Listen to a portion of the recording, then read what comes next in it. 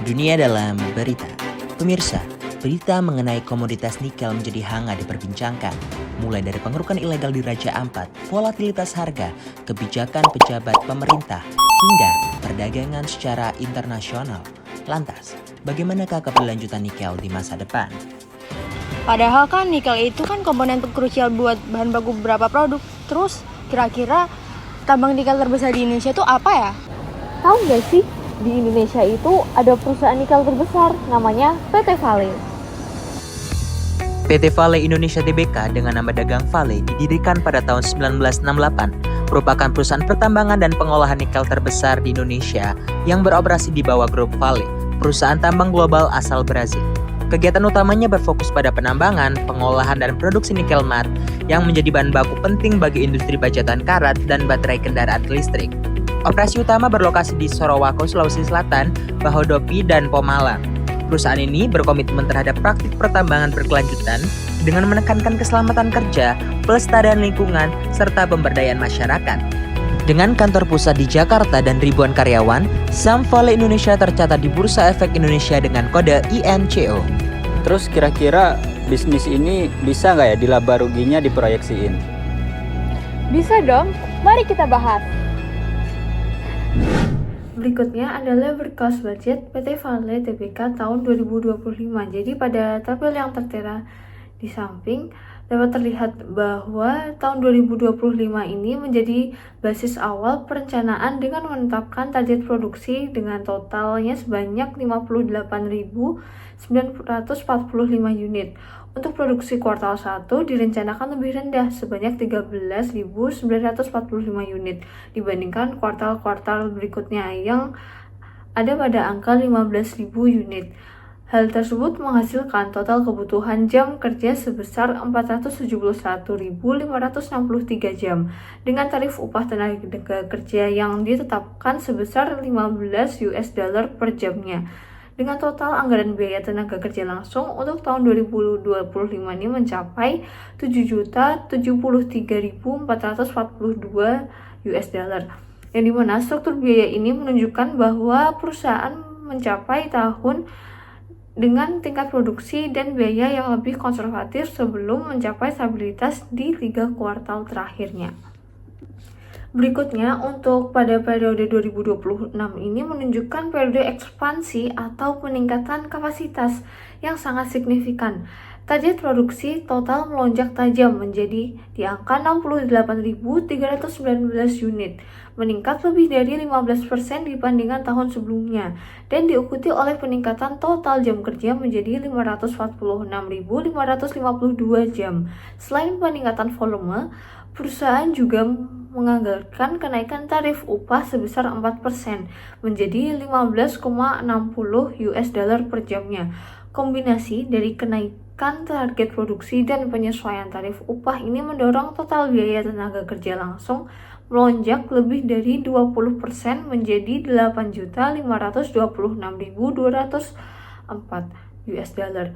Anggaran di tahun 2026 ini mencerminkan komitmen perusahaan tetap terhadap pertumbuhan output yang agresif dengan standar efisiensi 8 jam per unitnya yang tetap dijaga. Sedangkan untuk di tahun 2027 mencerminkan periode konsolidasi dan juga stabilisasi output, di mana target produksi total sedikit menurun menjadi 68.092 unit, yang dimana hal ini hampir sama dengan di tahun 2026 dengan total jam kerja sebesar 544.733 jam. Dalam anggaran ini, faktor mendorong utama kenaikan biaya adalah penyesuaian tarif upah yang kembali naik sekitar 4% menjadi 16,22 US dollar per jamnya karena target volume produksi stabil. Peningkatan biaya tenaga kerja dari tahun 2026 ke tahun 2027 ini moderat, hanya sebesar 3,65%. Total biaya tenaga kerja langsung untuk di tahun 2027 ini dianggarkan sebesar 8.837.749 US dollar. Hal ini menunjukkan bahwa fokus pengeluaran biaya pada tahun ini lebih didominasi oleh faktor tarif berupa gaji dibandingkan faktor volume berupa produksi. Oke, selanjutnya adalah overhead cost budget PT Vale Indonesia Tbk untuk periode 2025 sampai 2027. Anggaran ini tuh lanjutan dari labor cost budget dan berfungsi untuk memperkirakan serta mengendalikan seluruh biaya produksi tidak langsung agar tetap efisien. Nah, dalam penyusunannya, ini tuh menggunakan total jam kerja langsung dari labor cost budget sebagai dasar alokasi atau cost driver. Nah, anggaran ini tuh terdiri dari dua bagian utama. Yang pertama ada FOH variabel dan FOH tetap. Lalu untuk biaya variabel, kami tuh menetapkan tarif standar $40 per jam kerja langsung. Karena biaya ini tuh berubah sebanding dengan aktivitas produksinya. Sementara biaya FOH tetap itu dihitung berdasarkan perkiraan kapasitas normal perusahaan dengan asumsi standar alokasi sebesar $35 per jam pada kapasitas 17.100 unit per kuartal. Selanjutnya untuk tahun 2025, kami tuh mengasumsikan kapasitas produksi itu masih pada level normal setelah periode stabilisasi operasional. Nah, jam kerja dan tarif overhead variabel ini ditetapkan konstan supaya bisa dijadikan baseline untuk analisis tahun berikutnya. Lalu biaya tetap ini juga diasumsikan sama di setiap kuartalnya yang mencerminkan kondisi fasilitas produksi yang stabil. Nah, intinya di tahun 2025 itu kami jadikan tahun dasar pembanding untuk melihat seberapa efisien perubahan di masa depan. Oke, selanjutnya pada tahun 2026, asumsi kami adalah adanya peningkatan permintaan dan output produksi sekitar belasan persen. Namun efisiensi tenaga kerja dan pemanfaatan kapasitas itu meningkat. Jadi kenaikan biaya itu tidak sebanding dengan kenaikan volume. Itu sebabnya total overhead-nya itu hanya naik sedikit. Meskipun produksi meningkat cukup besar, tujuannya adalah menggambarkan skenario economies of scale di mana perusahaan bisa berproduksi lebih banyak dengan tambahan biaya yang relatif kecil. Lalu selanjutnya untuk tahun 2027. Nah, di sini kami berasumsi bahwa kondisi ekonomi global itu menimbulkan tekanan biaya, terutama dari sisi energi dan pemeliharaan. Nah, itu sebabnya tarif variabel itu kami naikkan sedikit yang mencerminkan efek inflasi. Nah, meski begitu, produksi ini diasumsikan tetap tinggi agar terlihat dampak efisiensi jangka panjang dari kapasitas yang optimal. Nah, hasilnya total biayanya itu memang naik, tapi masih dalam batas wajar dan tidak menunjukkan inefisiensi internal. Baik, untuk yang selanjutnya kita akan membahas mengenai Projected Cost of Goods Sold atau memproyeksikan HPP. Proyeksi HPP ini digunakan untuk memperkirakan biaya langsung yang dibutuhkan dalam produksi barang dijual dan digunakan juga untuk menilai efisiensi operasional serta mempengaruhi profitabilitas perusahaan.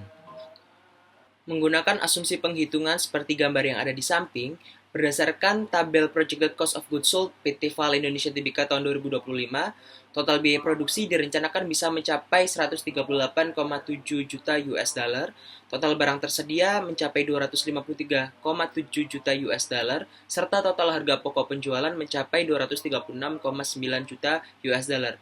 Jadi, hampir seluruh output produksi ini bisa berhasil dijual dan memperkuat efektivitas distribusi serta penyerapan pasar. Dan secara keseluruhan, proyeksi ini bisa mencerminkan kinerja produksi yang stabil, efisien, serta mendukung keberlanjutan dari bisnis Vale itu sendiri di tahun 2025. Dengan menggunakan asumsi perhitungan yang sama, pada tahun 2026 terjadi kenaikan biaya produksi yang secara dominan disebabkan oleh biaya bahan baku dibandingkan tahun 2025. Kemudian terjadi juga penurunan dalam total barang tersedia dan HPP yang menunjukkan adanya penyesuaian skala produksi. Jadi dapat dikatakan proyeksi ini masih membuat PT Vale tetap menjaga efisiensi dan keberlanjutan dalam bisnisnya. Dan dengan menggunakan asumsi yang masih sama, pada tahun 2027 total biaya produksi direncanakan bisa mencapai 150,3 juta US dollar, total barang tersedia 167,9 juta US dollar, dan total harga pokok penjualan mencapai sebesar 150,3 juta US dollar. Total biaya produksi kembali mengalami penurunan dibandingkan tahun sebelumnya dan hal ini sejalan juga dengan penurunan HPP serta total barang tersedia. Penurunan ini mencerminkan bahwa perusahaan bisa berhasil mengendalikan biaya serta menyesuaikan skala produksi terhadap permintaan pasar. Dan dapat disimpulkan dalam 3 tahun proyeksi yang dilakukan, PT Vale Indonesia Tbk menunjukkan komitmen terhadap efisiensi, keberlanjutan, dan daya saing bisnis yang konsisten dari tahun ke tahun, dilihat dari penurunan total biaya produksi, kemudian penurunan HPP, dan total barang tersedia. Tentunya hal tersebut akan berpengaruh terhadap tingkat laba atau profit yang akan didapatkan dan akan dibahas di bagian selanjutnya. Baik, jadi setelah dilakukan beberapa penyusunan anggaran mulai dari sales budget, production budget, material, labor, FOH, dan juga proyeksi HPP, lalu selanjutnya baru bisa dilakukan proyeksi laba rugi.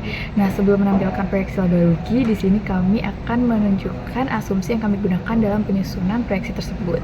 Yang pertama adalah proyeksi biaya operasional. Jadi untuk proyeksi biaya operasional, ini kami mendasarkan pada data historis di laporan tahunan 2024 dengan menambah 3% di setiap tahunnya.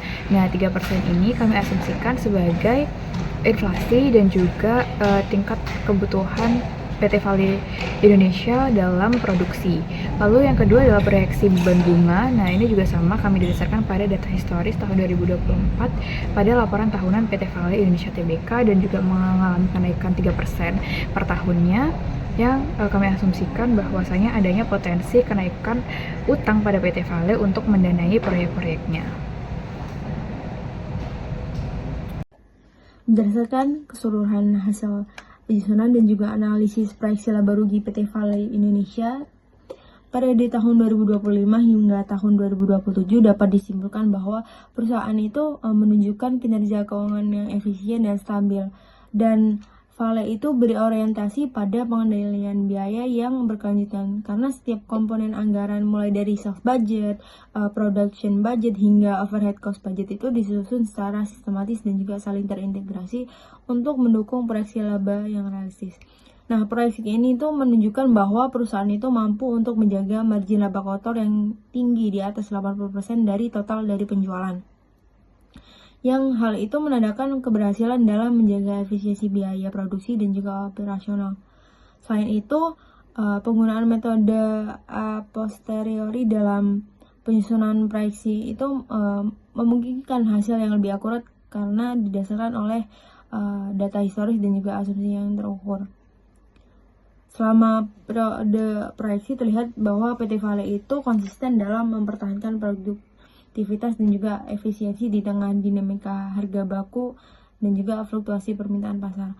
Walaupun terjadi sedikit penurunan volume produksi dan juga penjualan pada tahun 2027, Vale itu tetap mampu buat meningkatkan laba sebelum pajak dengan menunjukkan strategi efisiensi biaya yang efektif dan juga peningkatan moderat pada biaya operasional serta tenaga kerja yang diimbangi dengan pengelolaan SDM yang optimal, sehingga profitabilitas itu tetap terjaga. Nah, dengan demikian proyeksi ini tuh nggak hanya menggambarkan kondisi finansial yang sehat, tapi juga mencerminkan komitmen dari PT Vale itu terhadap prinsip keberlanjutan, efisiensi, dan juga ketahanan operasional dalam jangka panjang.